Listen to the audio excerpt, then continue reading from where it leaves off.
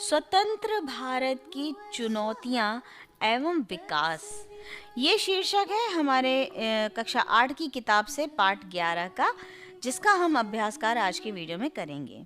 तो बढ़ते हैं अभ्यास कार्य की ओर बिना किसी देर किए हुए।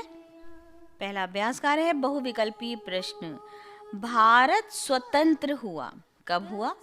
14 अगस्त 1947 को, 15 अगस्त 1947 ईस्वी को, 26 जनवरी 1947 ईस्वी को या 26 जनवरी 1950 ईस्वी को? बहुत ही सरल सा उत्तर है 15 अगस्त 1947 ईस्वी को। दूसरा है प्रथम पंचवर्षीय योजना लागू की गई। कब लागू की गई?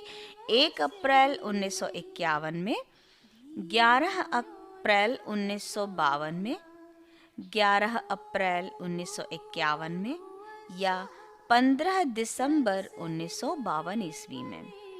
आपका सही विकल्प है 1 अप्रैल 1951 ईस्वी में पंचवर्षीय योजना, जो प्रथम पंचवर्षीय योजना थी, वो लागू की गई थी। अति लघु उत्तरीय प्रश्न देखिए, जब हम आजाद हुए तो देश में कुल रियासतें कितनी थीं?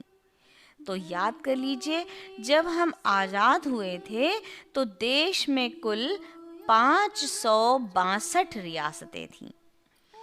लौह पुरुष किसे कहा जाता है? सभी को पता है, लौह पुरुष यानी आयरन मैन बोला जाता है सरदार वल्लभ भाई पटेल को। बढ़ेंगे लघु उत्तरीय प्रश्न की ओर। स्वतंत्र भारत का प्रधानमंत्री किसे बनाया गया तथा उनको शपथ किसने दिलाई थी? तो स्वतंत्र भारत का प्रधानमंत्री पंडित जवाहरलाल नेहरू को बनाया गया और उनको शपथ गवर्नर जनरल लॉर्ड माउंटबेटन ने दिलाई थी। दूसरा प्रश्न है शरणार्थियों को समस्या क्या थी? शरणार्थी देश के विभाजन के बाद भारत और पाकिस्तान में हुए सांप्रदायिक दंगों के कारण पाकिस्तान से भारत आए लगभग 75,000 हिंदू, सिख और मुसलमान शरणार्थी भाइयों को बसाना एवं उनको रोजगार देना एक गंभीर समस्या थी। अगला अभ्यास कार्य है दीर्घ उत्तरीय प्रश्न। पहला प्रश्न है कि स्वतंत्रता प्राप्ति के बाद, यानी जब भारत स्वतंत्र हो गया, इसके बाद भारत में कौन कौन सी तत्कालीन समस्याएं थीं? इनका समाधान किस प्रकार से किया गया?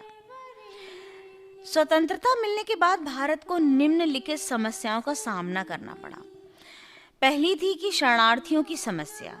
जो शरणार्थी लाखों की संख्या में पाकिस्तान के भिन्न भिन्न इलाकों से आए, उनकी सहायता तथा उनको रोजगार देने की कठिन समस्या भारत के सामने थी। दूसरी थी औद्योगिक समस्या। देश के विभाजन के पहले भारत का जूट तथा वस्त्र उद्योग बहुत उन्नत था, लेकिन विभाजन के बाद जूट और कपास पैदा करने वाले क्षेत्र पाकिस्तान के क्षेत्र में चले गए और अर्थव्यवस्था असंतुलित हो गई थी। उद्योगों के लिए कच्चे माल का अभाव हो गया। कपास और पटसन के कारखाने तो भारत में थे, लेकिन कच्चे माल का उत्पादन करने वाले जो अधिकांश क्षेत्र थे वो पाकिस्तान चले गए, यानी पाकिस्तान में बढ़ गए। अतः बहुत से कारखाने बंद हो गए। तो दूसरी समस्या ये आई, औद्योगिक समस्या। अब तीसरी क्या थी? देशी राज्यों की समस्या। भारत की स्वतंत्रता के साथ 500 से अधिक देशी रियासतें भी स्वतंत्र हो गईं।